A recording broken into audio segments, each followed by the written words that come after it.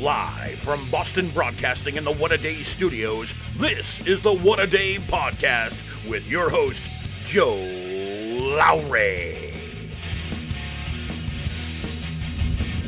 Hey everybody, Joe Lowry, WhattaDay, and this is the WhattaDay Podcast, and my guest today really needs no introduction.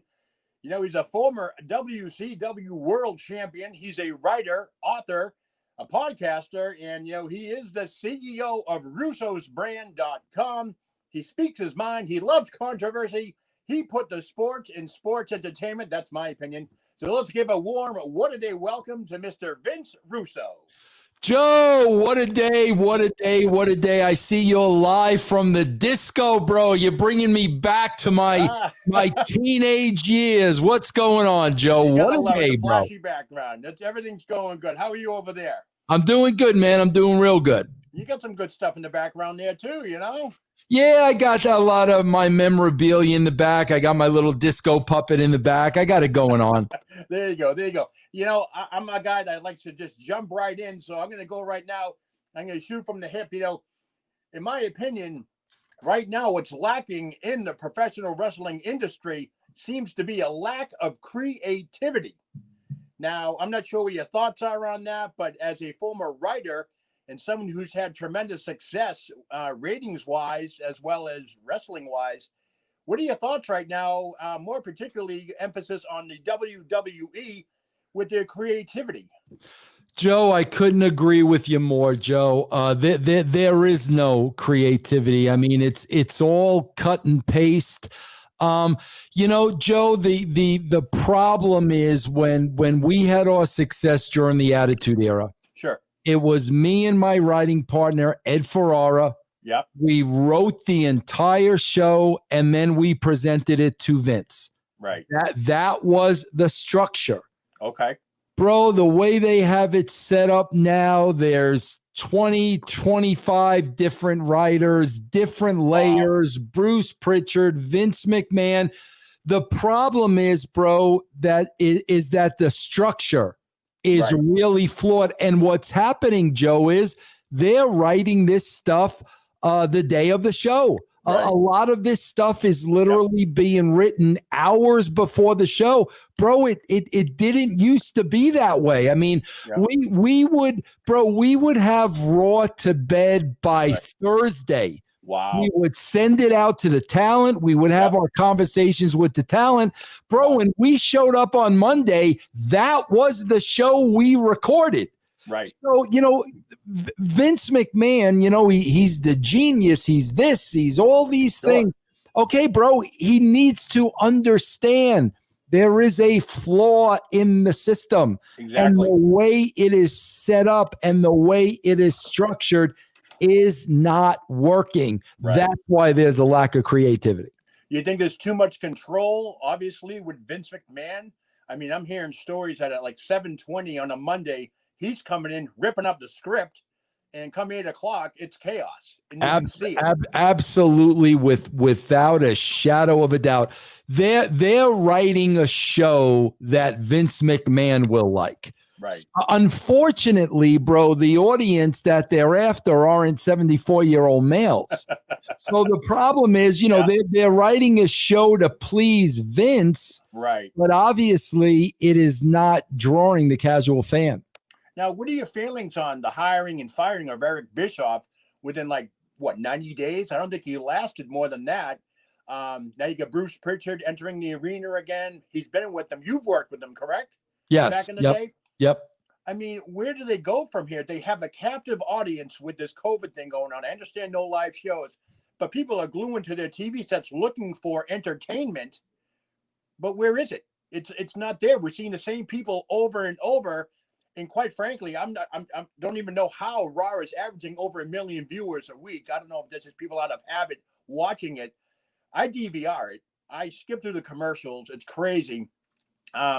I just don't see how they can fix this without some type of, I don't know, takeover from the top or something. Yeah, it needs to, Joe. There's, you know, people ask me all the time, how would you fix it? Bro, I would burn it down and start from scratch. In my opinion, Sure. there's nothing working.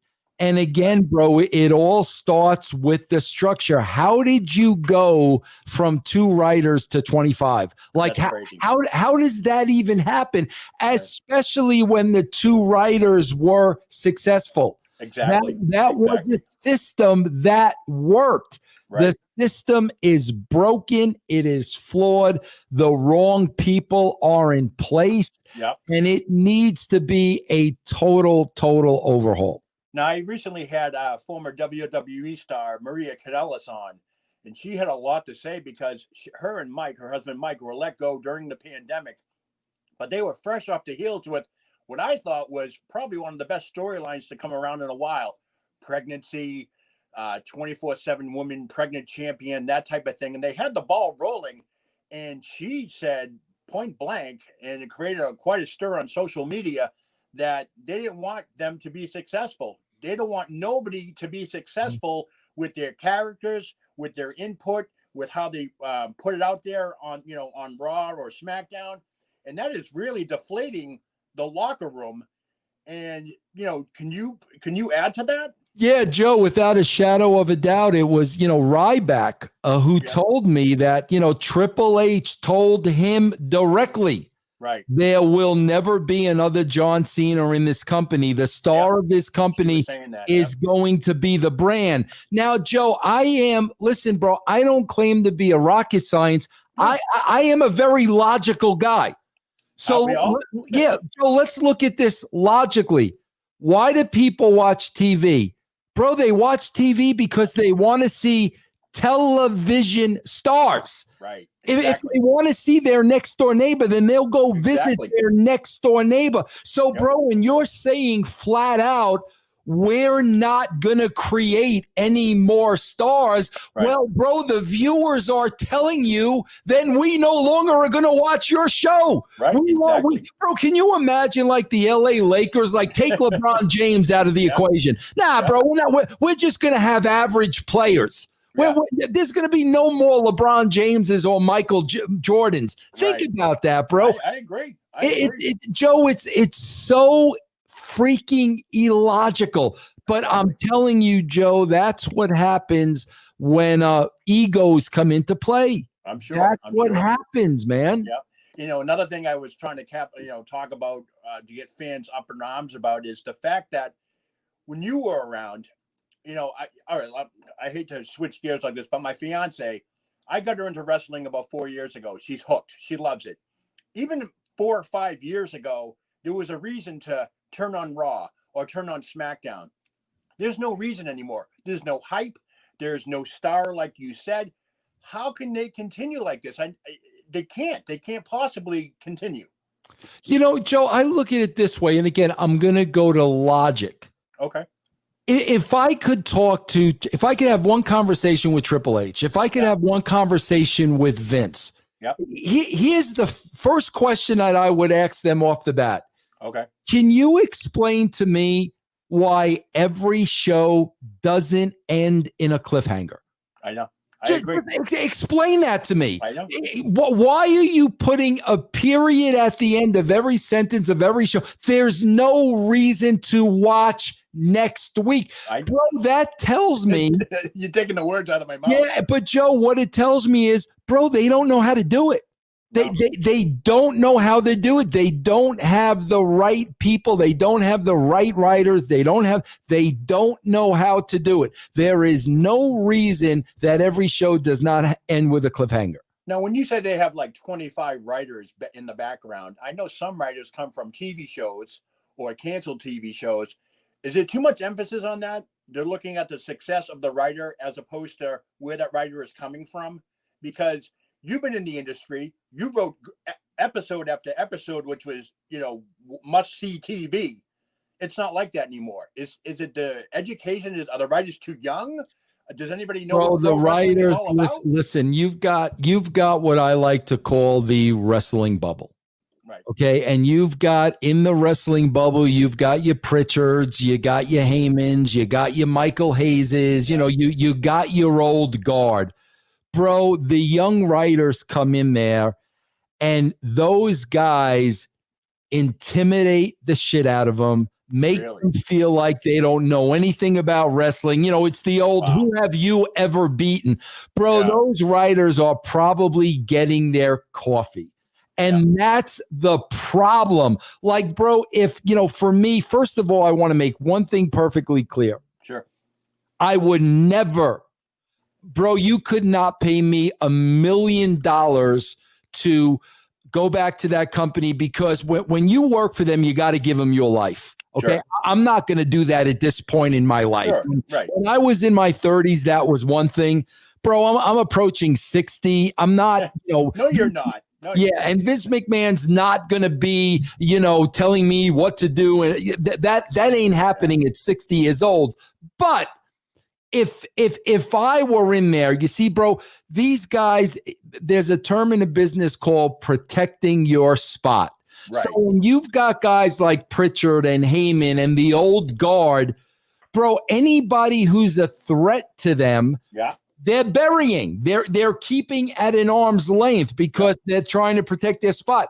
Bro, what they need is somebody like a Vince Russo who's going to take these young writers under his wing. This is how you do it. This is why you do this. This is because, bro, you need to mold them so they can continue to write the show. Sure. You know, guys like Pritchard and Heyman, bro, still writing the show and being involved in creative in 2020. That's why you're seeing what you're seeing. Right. Exactly. You know, it's funny. The other day, I had one of my listeners come up to me and hey, like, Joe, do you see that movie Beyond the Mat? And I'm like, yeah, that came out like 20-something years ago, 21 years ago. And, you know, he's like, yeah, Vince Russo was in charge. And like, he was writing and all that stuff. I go, yeah, that's when Raw was must-see TV. You look at the highlights now, the crowd reaction, the constant mayhem. And I don't know, what's the word, addicting television. You don't see that anymore. And I understand the pandemic's got, you know, no live shows, all that stuff. But I honestly believe if you put a Stone Cold riding a Zamboni into the arena and slamming into the ring and jumping on Vince McMahon, if you did that with or without a crowd, you get the same amount of viewers on TV. The crowd has nothing to do. Joe, the crowd has nothing to do with it. Listen, I'm a baseball game. I'm a baseball fan. I watched every Giant game with a crowd not being there meant nothing. Yep. Joe, I just did a show on my Patreon channel. Yep. There are 3 things missing. And without these 3 things, the show is going to suck. Okay, I'll tell you right now. Sure. Number 1 is there is no sense of reality on any of these shows. There's no reality. They're not dealing with what's going on in the world. They're completely ignoring everything. So there's no reality, number 1. Number 2, bro, there is no coolness. Yeah. Nobody is freaking cool. It's not. And bro, number 3, I don't care who says what. Yeah. There's no sexuality in the show. No, nothing. So you take away the reality, you take away the coolness, you take away the sexuality. You know what you have, bro? You got a very boring wrestling show. You do. You absolutely do. And I totally agree with that. And yeah, it's one of the reasons I wanted to reach out to you to come on the show because of that. You know, you look at the contrast is amazing. Like, okay, I've been a wrestling fan since 1981. I've seen the pre-Hogan. I've seen the Hogan era, you know, the Bruno Sammartino era, the Attitude era, which to me, you know, the 2000s, I think I stopped watching it because it got so vanilla, even though there was, you know, at WrestleMania, I turned it on. And probably about 5 or 6 years ago with Daniel Bryan coming back, the Yes Movement, all that, you know, that was a good storyline. I'm going to defy my size, my whatever. I'm going to defy Triple H and corporate and, you know, the same old storyline, but it was must-see TV, and then it tapered off again. And talking to Maria Bennett, you know, Maria Kanellis a couple of months ago, and she's saying they just don't care anymore. They don't want to put, you know, I see them trying to put Roman Reigns up. And you know what, Joe, that's where these are the things that people never talk about, bro.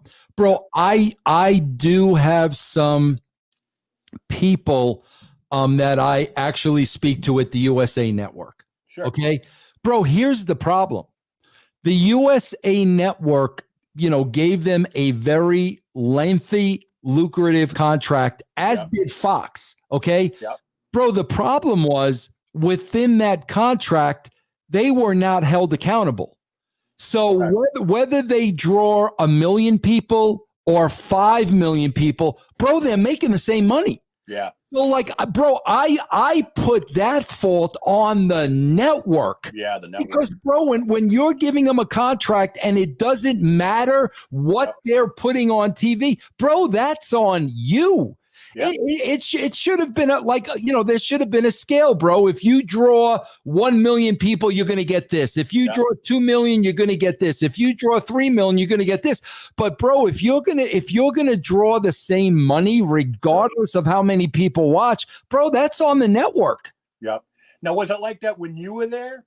Was there some type of guarantee for you guys? No, bro, there wasn't a guarantee, but with the work ethic of me and Ed, we were never going to allow that to happen. I mean, bro, if that show had my name on it, I was going to write the best damn show I could write week after week after week. So I didn't need that. You know what I'm saying? Right. And like that's another question that I ask all the time, Joe. It's like, even if that's the case, and they're going to make their millions of dollars regardless of how many people watch the show. Right. Joe, my question is, where's your pride, bro? Yeah. Where's your pride? Vince McMahon, it's your show. Where is your pride? Bro, they cannot go home after Raw patting each other on the back of what a great show. They can't be doing that. So, like, my question is, again, bro, where is your pride? Yeah. You know, I was always raised, bro, no matter what I did, you do the best job you could possibly do. We did not sleepwalk through one show, bro. We put our blood, our sweat, our tears into every single thing we wrote. It showed. And the payoff was big ratings, success. Down the line means money, which leads me to believe that there's no way that the USA Network and Fox Sports is happy with the ratings coming out now. 1.6 million for Raw the other night, which I thought was very, very generous because the show was very, very vanilla. There was no cliffhangers. I fast forwarded that thing in about 20 minutes. So did I. There was no must-see TV. There was nothing. Yep. And you're going to sit back and tell me that the USA Network's not going to tell them, hey, look it. There's no money coming in now because you guys are doing the same thing over and over. Bro, the fact of the matter is they already have a contract. Right, I get that. There's the only thing USA Network can do, the only thing Fox can do is not renew the show. Like that's the only thing they can do. But bro, let me tell you something. They'll find other suckers because, bro, what they're selling is they're selling the Attitude Era. They're selling what the WWE used to be. I see it in the commercials. What they're selling, bro. I see it in the commercials. They go back, even in the beginning, now, then, and forever. You see the Hogan, the Steve Austin, the Rock, and all that stuff. You see it, even in the commercials. And who was on the first episode of SmackDown on Fox? Who's that? The Rock, right? The Rock, of course. Yeah. Right. Yep. I almost said Chris Jericho, but that was later. Yeah. So segueing over to that, AEW, what are your thoughts on AEW? They seem to be doing something right. The writing's okay, but they're getting the audience. They're killing that demographic, that 18 to 49 demo.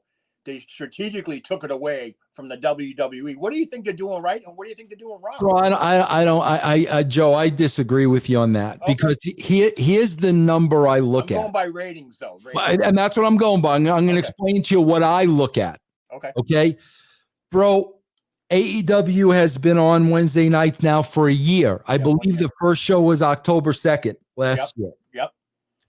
Joe, here's what I look at. Okay.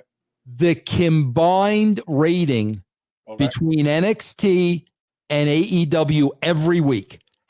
How many people are watching wrestling? Because what I believe, bro, is they're going back and forth between the two shows. Yeah. Or they're DVRing it, and they don't like that. Yeah, exactly. But, bro, when you go back to a year ago, you will see that number. Bro, has been 1.5 million people for basically the entire year. So here's what that tells me, bro.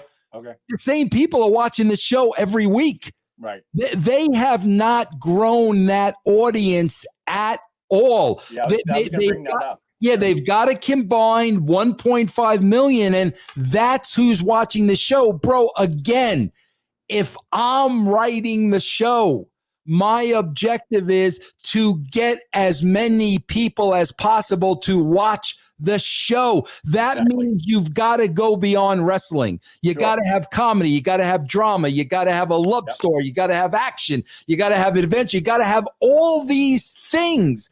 Right. But, bro, the fact of the matter is that audience on Wednesday night has not grown. It's the same people watching week in and week out.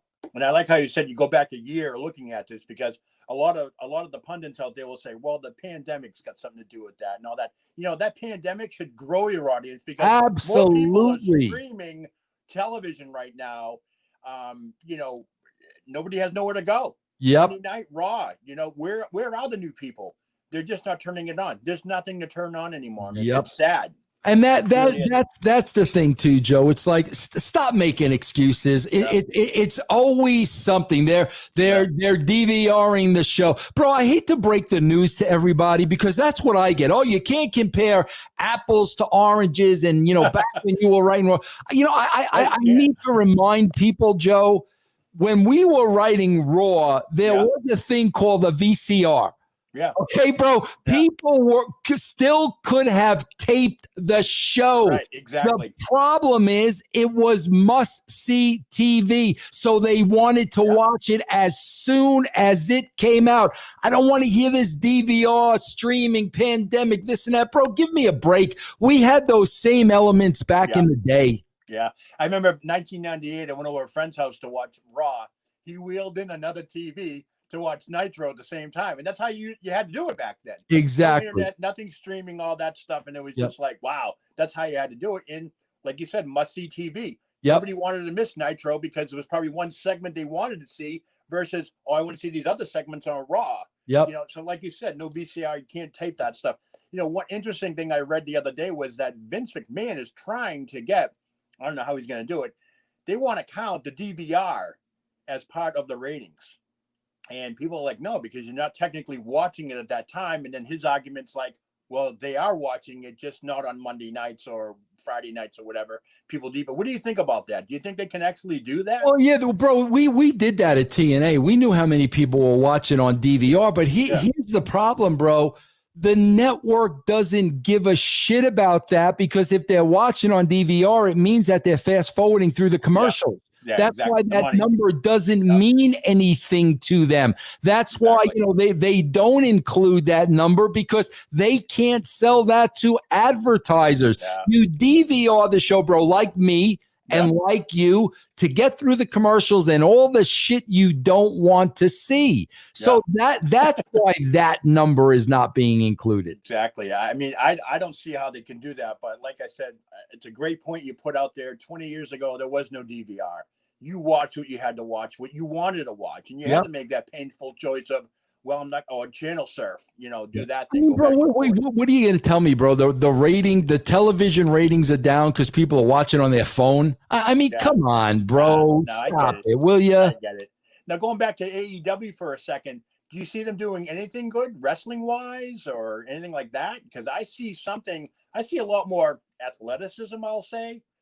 Because these guys have nothing to lose, coming from the indies and all that stuff. You know, mainstream talent. Bro, here's my problem. Like, and this is me personally. I'm just talking for me. Sure. Bro, I'm not a wrestling guy. I never was a wrestling guy. Okay, I was an entertainment guy. I wanted to see the character, the storylines, the spectacle. Okay, right. In my opinion, bro. You know, you've seen one match, you know, you've pretty much seen them all. Sure. Yep. And AEW, bro, it's wall to wall wrestling. Yeah. And bro, in my opinion, it's not good wrestling because you've taken the psychology out. Exactly. There's no more psychology anymore. So, bro, part of the problem I have is you got somebody like me that's been watching since the 70s. So I knew what professional wrestling looked like. Yeah. This is not professional wrestling. Oh, God, no. Right. So my problem is, bro, just call it something else. Oh, really? If you want to call it, you want to call it, strong style US or whatever. Yeah. But when you call it wrestling, and then I put it on, and there's no wrestling, bro, because there's no psychology. You can't have professional wrestling without psychology. Like, bro, again, Joe, let's get back to logic. Sure. Let's get back to logic. Professional wrestling was built on pinning your opponent in the middle of the ring. Right. You've got to pin him in the ring. 1, 2, 3. That's how you win the match. Right. Okay, bro, then logically, why are we diving on wrestlers to the outside of the ring? That's what people like. You can't pin them on the outside of the ring. Then what do you got to do, bro? You got to pick up the dead carcass and you got to roll it inside the ring, like all within 10 seconds. So, bro, that's what I'm talking about. The logic. There is no logic to what they do. None. Yeah. I get the wrestling aspect. I totally agree. And one thing that I really found out that I don't like is growing up, even into my 30s and so forth, wrestlers were larger than life. Yes. They were 6'2" or more. Yep. They weighed 250 or more. Yep. If I saw Hulk Hogan, Randy Savage, Ultimate Warrior, anybody walking down the street, you freaking stopped and was like, who the hell is that? Yep. Yep. And when you were watching from home, Joe, when you were watching from home, whoever came out that curtain, they could kick your ass. Like you knew that guy would kick my ass. I was a scrawny little 13-year-old back in 81. I saw Don Morocco, magnificent Morocco, take on Bob Backlund in a steel cage match. He came by me, leaving the ring all bloody. I swiped my hand on his forehead. And he whacked the shit out of me. And I had him on the podcast, one of my first podcasts. I had him on. He goes, I think I remember that. Yeah, absolutely. I had his blood on my hands until Monday morning going to school. And I would walk around. God. This is Don Morocco's blood on my hands. And people are like, you're a sick man. I go, no, I'm a wrestling fan. That's what I am. But no, bro, I know exactly what you say. I don't want to see my next door neighbor wrestle. I want to see wrestlers. I want to see pro wrestlers. That's what I want to see. I even go to some of these trade shows and I'll see Mick Foley or Tito Santana or anybody. They're still big. Yep. They're bigger than the guys that are getting in the ring now. And it's like, you can't even notice these guys walking down the street. I mean, Darby Allin, he looks like a kid obviously a kid. Well, bro, that's what I always say. Bro, these guys today, they all think they're over. They have no clue what over means. Bro, what over means is when you go to an airport and you're walking through an airport, everybody is looking at you. Yeah. And whether they know you're a wrestler or not, they know that guy's somebody. Bro, that's over. That's over. Not when you're working, at Full Sail in front of the same 200 people. Bro, that ain't. They don't even know what over is, man. It's funny because you mentioned the airport. 1988, I was in the Navy. I was cutting through Norfolk Airport in Virginia, and I see these crowd of people around this guy with long blonde hair. And these two other monsters. It was Michael Hayes and the Freebirds. Of course. Strutting their stuff through the airport, playing the role. And it was like that's when you knew somebody was somebody. Now you look at like a Seth Rollins or somebody at the airport, they look like some other guy just sitting around. It's like that's exactly it, bro. I'm with you, man. You think they're missing the it factor? Because I think they are. Absolutely, Joe. Absolutely. You, bro, listen, I worked with enough talents to know, bro, you either have it or you don't. And if you had it, I knew it. And if you didn't, I knew it. And no matter what we tried to do creatively, bro, we just weren't going to get you over. We couldn't. I remember during the days, Stone Cold wasn't the master wrestler that, you would think. He went in there and he kicked ass, and that was how you guys built him up to be. And people loved him. That's over. If you saw Steve Austin in an airport because of what you saw on TV, you'd be afraid to approach him. Of course. You would be afraid to approach this guy. Now, bro, these guys, hey, bro, why don't you come over to my house? We'll play video games together. So my question would be, when did this all change? When did the abdominal stretches and the sunset flips from the top rope get replaced by guys who are smaller, flipping, doing the tumble salts over the top rope? I'll tell you how. I'll tell you where it changed, bro. It goes to ego again. Okay. It changed with NXT. Okay. It changed with Triple H. Bro, Triple H had such a yearning to get over with the marks. Yeah. He wanted to be like the Paul Heyman of his generation. So what did he do, bro? He hired all the indie darlings. Oh, yeah. So, bro, people like Dave Meltzer and all those dirt sheet guys, they're going to put Triple H over to the moon. They're going to feed, because what happens, Joe? Yeah. Once they go from NXT to the big show, guess what, bro? They can't get over.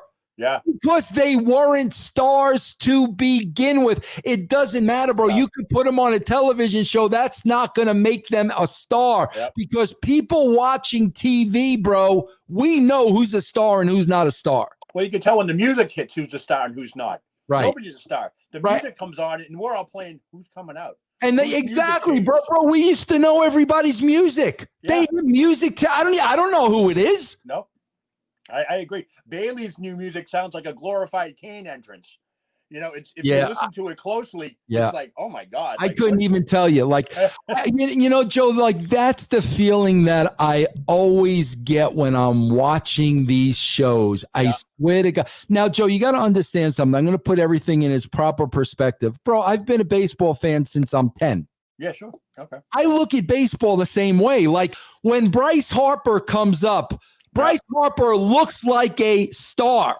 Yep. You know, Tatis Jr., he looks like a star, bro. Even though I'm 60 and Vlad Jr. is 22, bro, to me, Vlad Jr. is a legit star. He doesn't look like a kid. Yeah, he looks like he belongs. Yep. Bro, when I put on wrestling, I feel like I'm looking at a show made up of a bunch of kids that had a dream of being wrestlers, right? And somehow, some way, they're on TV and they're wrestlers. I don't feel like I'm watching stars. Exactly. I don't. And how do you make those stars? You have to create them, but they have to have the it factor as well. I haven't seen that in forever. And if somebody did have it, you know, sure as hell, the WWE ain't going to push that because that's not their narrative anymore. No pushing of stars. You do what we tell you. You know, Naomi took a butt kick in a couple of what is it, like a month or two ago with the stupid karaoke thing. You know, they all did. They all took a beating over it. Lacey Evans, I talked to her. She was like, I didn't want to do it, but that's what they told me to do. Yep. And again, it goes along that storyline, that puppet thing. It's like, if you don't agree with it, and you still go out and do it, it's not going to come across like you want to do it. Bro, that's the whole thing, man. That's a rule of thumb, like when you're writing and producing. Sure. Bro, when you know the talent doesn't like it, bro, you can't have them go out and do it because if they're not feeling it, they're not going to get it over to the crowd. I agree. You know immediately, like if they're not feeling it, bro, you know it's going to suck. So bro, you come up with something else. I agree wholeheartedly. And, you know, man, I don't know where to start. There's like, you know, you go back to the early 80s and all the way through and all that stuff up into the Attitude Era. And the rings got bigger, the rings get smaller. The rings get bigger, the rings get smaller. Everything changes. I get that. You watching baseball, they have replay rule now, but the game's still the same. That's right. I mean? And the game is no longer the same in wrestling because, all right, here's a good example. TNA, about a couple Slammiversary I watched. One good match out of that, and I had her on. Jordan Grace, I had her on a couple of months ago. And I said, you know, I watched you and Deonna Purrazzo wrestle, and they wrestled. I think they were out of the ring more than like not even 2 minutes the whole match, but they wrestled. They literally beat the shit out of each other. It was a great match, no crowd. It was one of those matches where lightning in a bottle, let's say it like that. They didn't need a crowd. People were glued. I'm on social media all the time. They came on. They caught my attention. For 20 minutes, I stopped thinking about anything but watching that match. And I said, I got to get one of the two on the show, if not both. So Jordan came on. And they did it that night. You know, you already know who's going to win and all that stuff. But they said, go out there, do the best you can. They hit a home run with that match. That's one match that I can say that I watched for 15, 20 minutes without doing anything else because we're all busy. We all got stuff going on. I can't say that anywhere else. Even the WrestleManias, the Rumbles, all the matches I've gone to, the NXT, the AEWs. Where is that component where you need to watch it? Where does it come from? The writing, yes. Like you said, no reality, there's no coolness, there's no sexuality.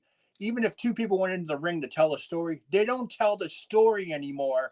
Bro, outside of the ring. Joe, you need three things. There are three elements to any successful wrestling show. You need the storyline, you need the characters, and you need the ring psychology, the psychology of, bro, when you take away all three of those things, what you have, what you're seeing. None of those three things exist. It's hard. I mean, bro, like you talk about AEW.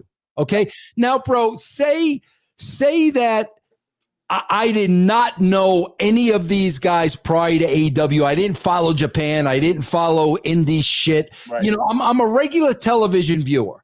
Yep. I'm going to ask you one simple question, Joe.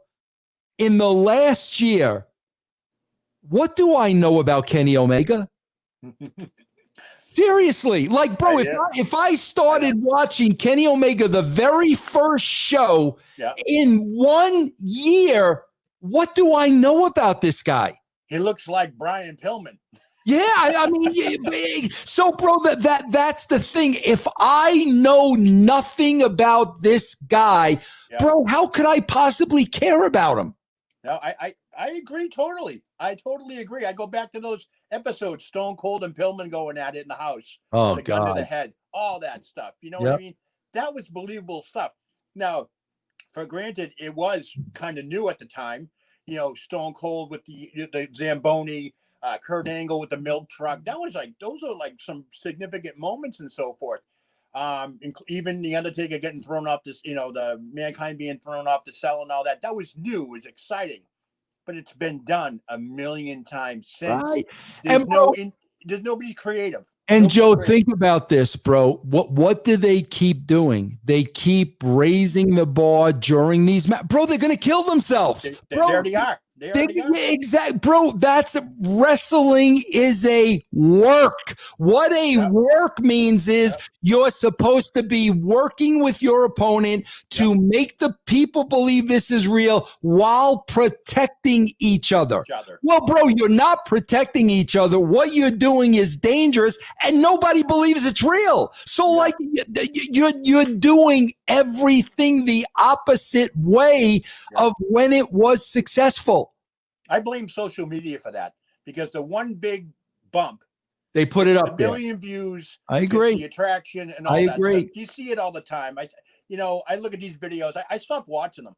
You know, these guys, these indie guys getting on top of like basketball hoops and jumping off and missing each other. And they come out paralyzed. But hey, did you see the video? Did you see the video? It's like, I agree, bro. It's a common sense. Yeah, exactly. You know, I'm a mark for that stuff. But after a while, it's like, come on, like, you know, we're a little more smarter than that now. And I think a lot of this has a lot to do with, like you said, no creativity.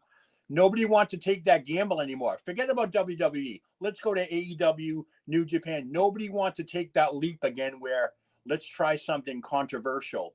Let's try something Joe, what it is, though, is, bro, they're not writers. They're wrestlers. They don't know what to do. Bro, I swear to God, I cannot tell you how many times when me and Ed were sitting there writing a show as wrestling fans, bro, if we knew we had seen this before, we're like, no, bro, we can't do it. We've seen that before. We've got to come up with something else. We've got to give this a new look. We've seen it.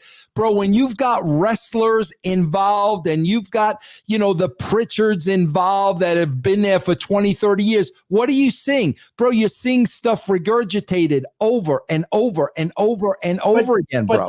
But don't they see that too? They're in it. That's all they know. It's all they know, bro. It is all they know. That's like insanity to me. Yeah. The same thing over and over, expect a different result. It ain't happening. It's not happening. It's all they know. It's all they know, bro. That they have the wrong people in the wrong places. And like I said, protect your spot.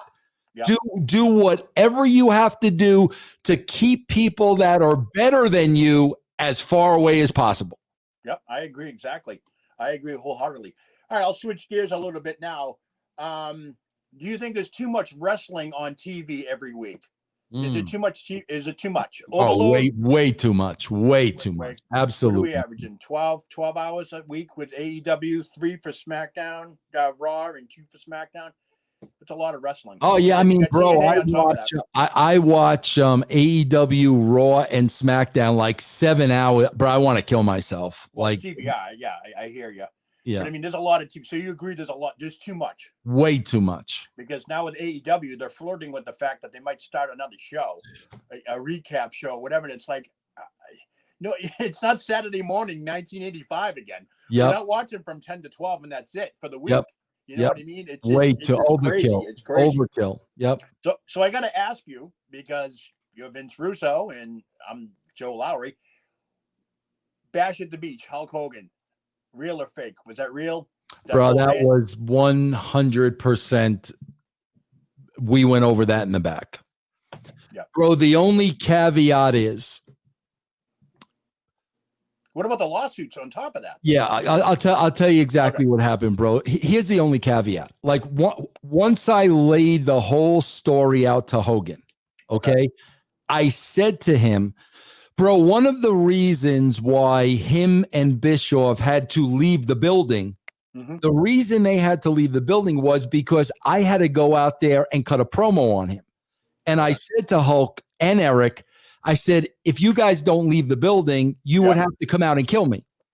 I said, so you've got to leave the building in a huff like you're really upset. This way I can go out. And what I said to Hulk was, I said, you know, and I'll go out there and I'll cut a scathing promo on you.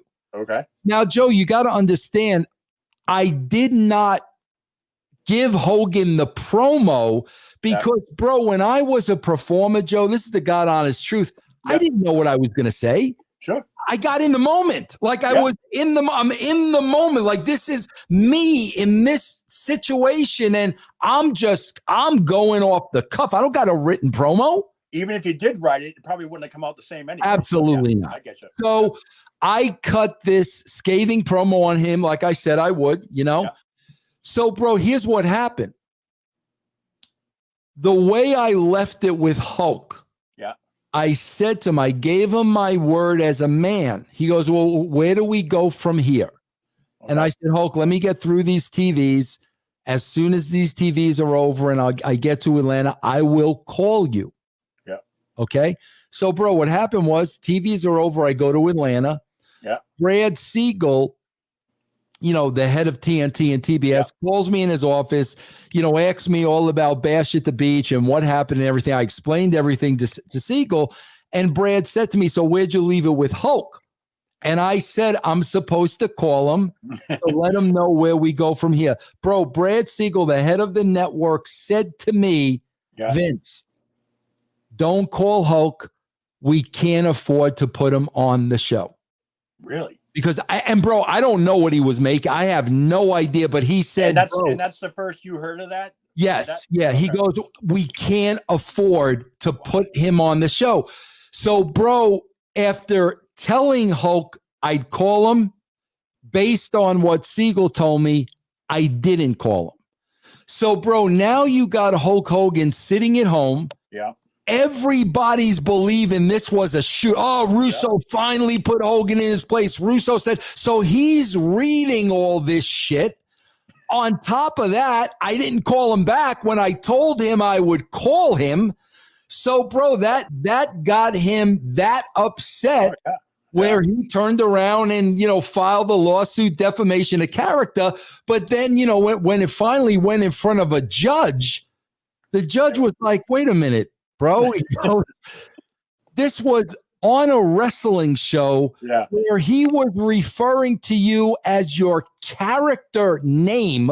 Yeah, never called you Terry Bollea. He, you know, and bro, and the judge threw it out.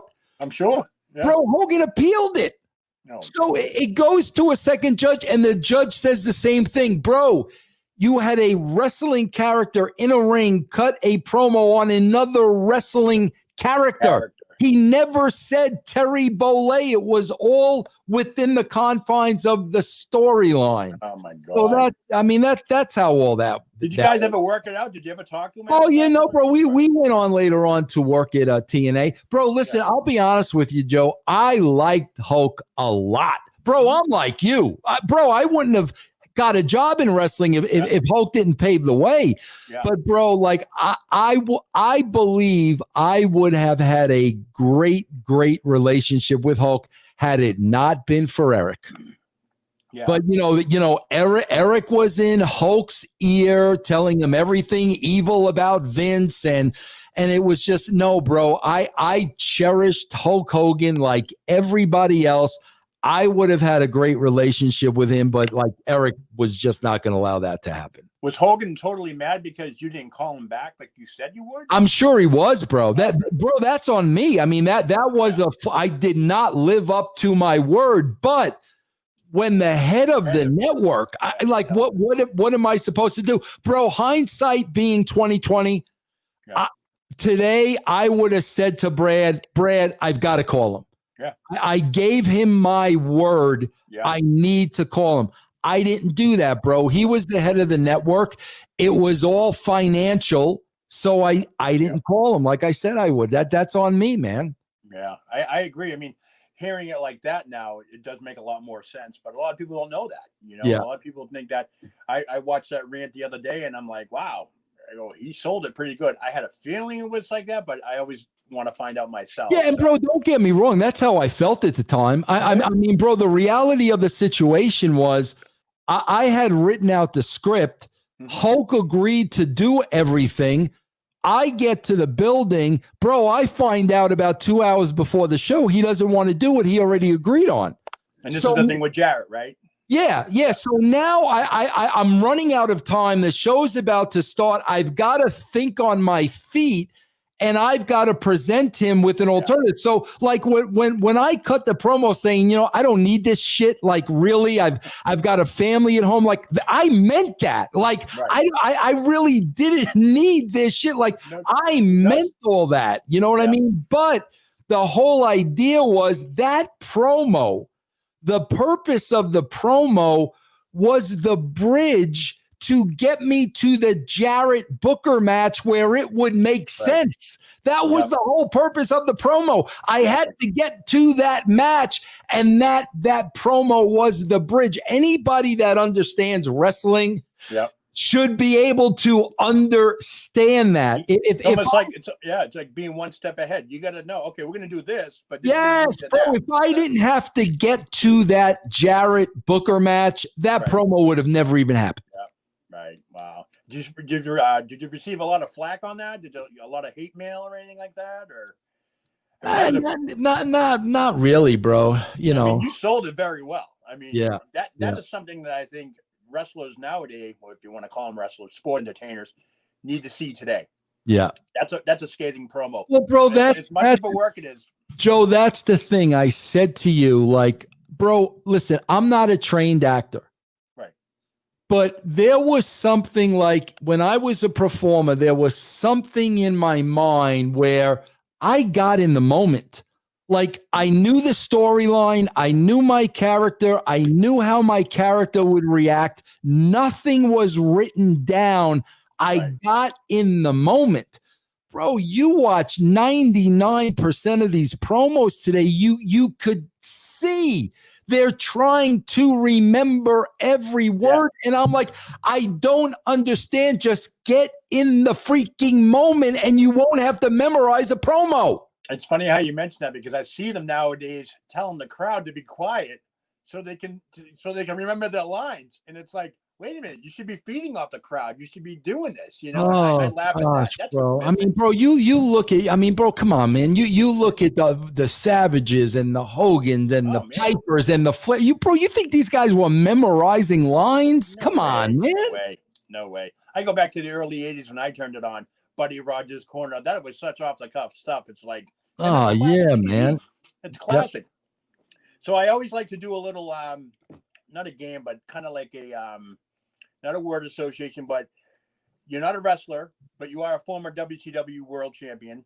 So if you were a wrestler, who would you like to step in the ring with? It could be any era, growing up, 80s, 90s, 2000. If you had the chance to become that wrestler and all that, main event, WrestleMania, whatever, who would you want to have a match with? Bro, I would have to say, I mean, bro, I've gone through every decade. And bro, listen, Joe, I have said on record, I've made this perfectly clear.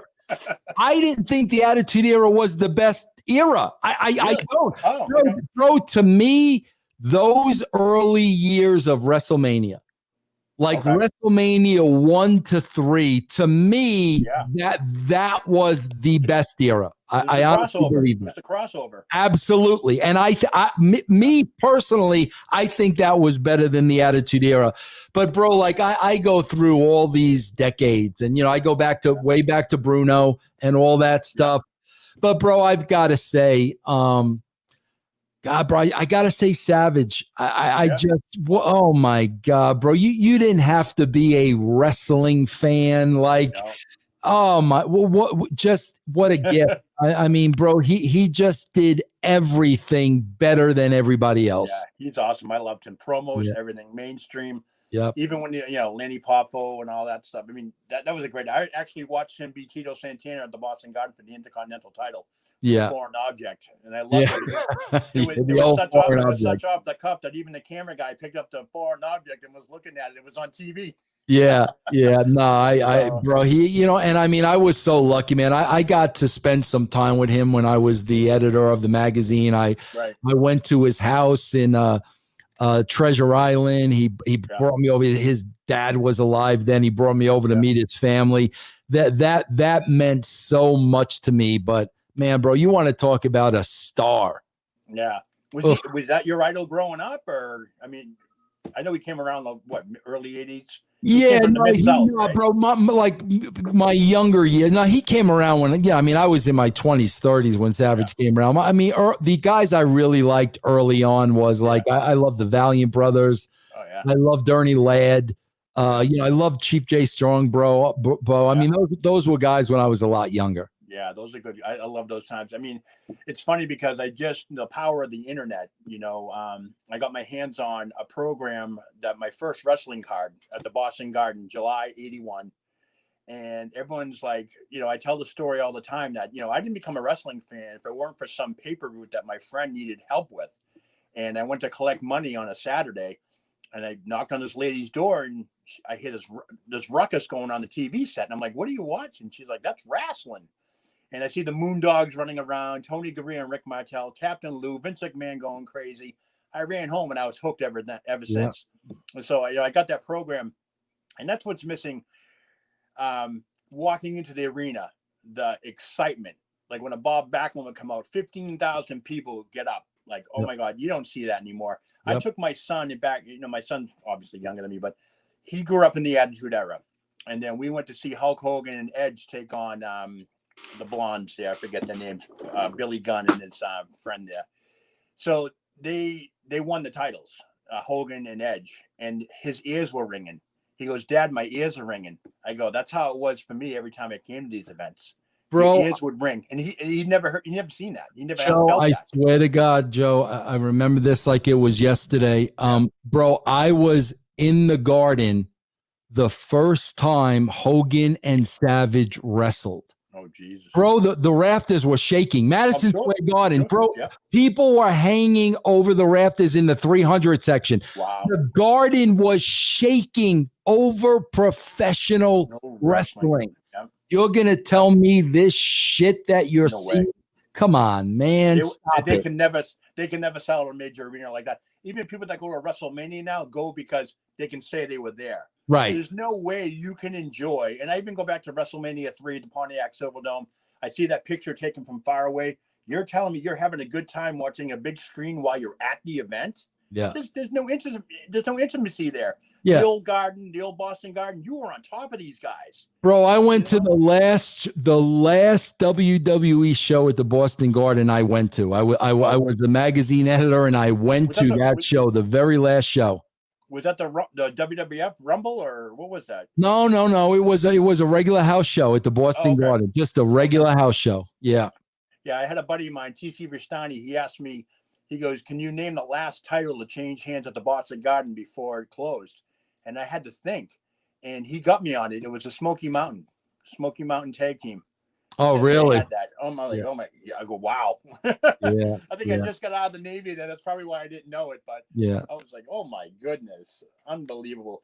So basically, do you think it's fixable? What's happening with the state of wrestling right now? No, because they would completely have to level it, and they're not going to do that. They're not, bro. That's the sad thing. Yeah, bro. When I broke into the business, guys like Chief J Strongbow was an agent. Tony Gria, Renee Goulet, Pat Patterson, all these guys, bro. When they would talk, I would sit at the edge of my seat and listen to every word. Yep. Bro, today, no way. I mean, look at me. Like, I'm an outcast. I'm blackballed. I'm the enemy. Like, okay, bro, keep doing what you do. Don't listen to people that have been there and done that. Bro, the level of arrogance. That's crazy. But you know what, bro? At the end of the day, I sit back and I'm like, bro, just continue to bury yourself. You're killing the business. Yeah. There are less people watching now than ever. Yeah. Bro, continue to do what you're doing. Now, you guys used to average, what, 10, 12 million a week on Raw? Oh, I don't think we used to average that, but we definitely were there. I've seen some big ones where they had like 10 million. I mean, that's unheard of. You couldn't even get that nowadays. No. I don't think the NFL gets that, but yeah. I feel that. So you're telling me that wrestling has to be totally blown up and rebuilt. Absolutely. Don't you think AEW would have that best shot because they're newer and they have nothing really to lose on that end? They can just level it and say, let's do this. Joe, it's like, bro, like everything goes back to logic. Mm-hmm. Okay. AEW, they're catering to a fan base that they already have. Right. They're catering to the marks, bro. Like, bro, I swear to God, I saw a Tony Khan interview, after the last pay-per-view or whatever, apologizing that there wasn't enough wrestling on the show. And I'm like, how old is Tony Khan? I think he's 37. I think. He's taking so much slack over the football team in England there, whatever they. Oh my! But bro, he's apologizing. He's a mark. But bro, why are you catering to an audience you already have? You already have them. You want to go after people you don't have. That's business. Yeah, I agree. So if Vince ever called you up and said tomorrow, I'll give you $10 million. Never, bro. I swear to God, bro. People, like, when you say 10 million, like, bro, but I'm telling you, no, I would say no to $10 million. Like, I would say, bro, listen, if I was ever put back in the way that environment is right now, bro, I would wind up being dead at 65. Yeah. There's no question in my mind. Now, if there was some type of a time capsule and it's me and Ferrara and we're just dealing with Vince and there's none of this other bullshit. Yeah. But I mean, bro, that's not reality. So like I have to look at, Vince Russo in the confines of the current structure, bro, I'd be dead in 5 years. Yeah. Plus, it's a generational thing, too, because these guys got to look at you, and they're not coming from the background that you have or the wrestling industry that was 20 years ago, 30 years ago, and be like, what are you talking about? Bro, that was happening my later years in TNA. No, bro, I swear to God, I saw this new generation of wrestlers. Bro, I saw them coming in like, bro, 2007, 2008. And like, bro, they knew more than Vince Russo would ever know. And bro, I knew then this ain't what I signed up for, man. I knew it then. Yeah. So what happened there? Is that what it was? It was just because did you even do one show with them? I know you signed with them, but did you ever write 1 or 2 shows with them? With who? With TNA. What do you mean? Like in the later years? I was there for 10 years. I left TNA in 2012. Right. Remember that. So, yeah. I mean, what was your time like there? Did you like it or? Oh, bro, it was great at the beginning. But like I said, once this new wave started coming in, and bro, once Hogan and Bischoff came in, it just turned into a different company. It just wasn't the same. Now, do you still keep in contact with Bischoff at all? Or? No, we don't. No. We don't like each other very much. No, come on. Yeah, you do. No, we don't. We don't. Maybe you should both come on WhattaDay. We'll have a debate. We're oil and water. Bro, I have offered many, many times to have a face-to-face with him, and he just flat refuses. Why? I don't get it. I mean, is it a personal thing? I mean, after all, it's business. I get it. But, personally speaking, you guys are some oil and water, vinegar, whatever. All that. We just, bro, I am the kind of guy, like I am Joe blue collar. I want to get in the trenches with you. I want to get my hands dirty. I want to sweat. I want to bleed. Yeah. Bro, Eric's personality is he likes to be in charge. He likes people to fear him. He likes to look down at people. I don't play well with those types of people, and they don't play well with me. So it's just oil and water, bro. Yeah, but that sounds like a self-esteem issue, really, with him. I mean, that's how he is. We all know that. So it's just we're all going to be a realist at some point. Yeah, because nothing personal ever happened. I mean, it was really just business. All right, cool. I know we're running out of time here. So last question, what is Vince Russo doing today? I know you got russosbrand.com, on Patreon. What else have you been doing? No, bro, that's what I've been doing, man. I started podcasting about 5 years ago. And I mean, bro, I've turned this into a full-blooded, full-time job, man. And nice.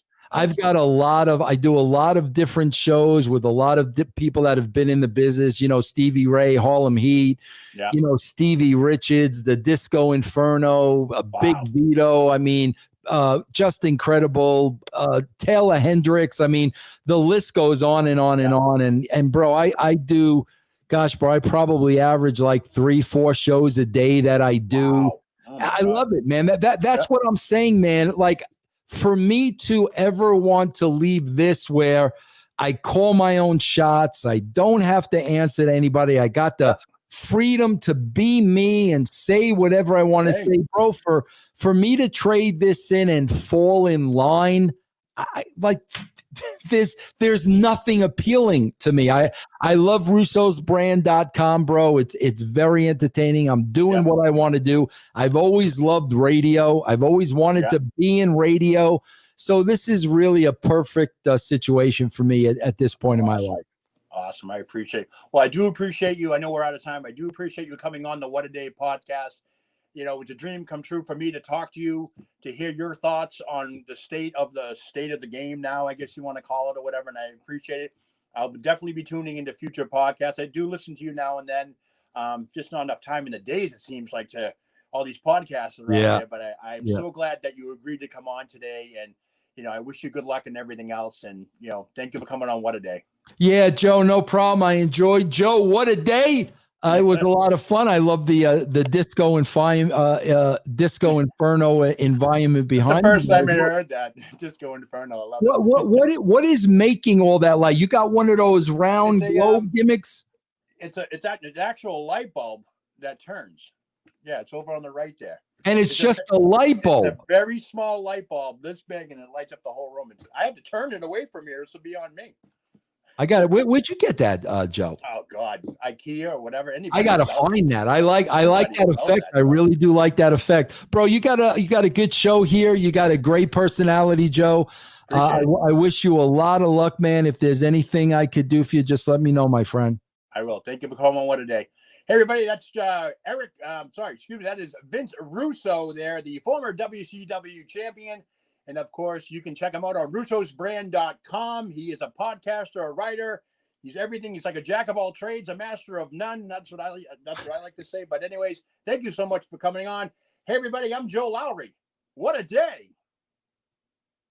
The views and opinions expressed by Joe WhattaDay Lowry are that of him alone and does not reflect any other person, company, or social media entity. And if you don't like it, well, that's just too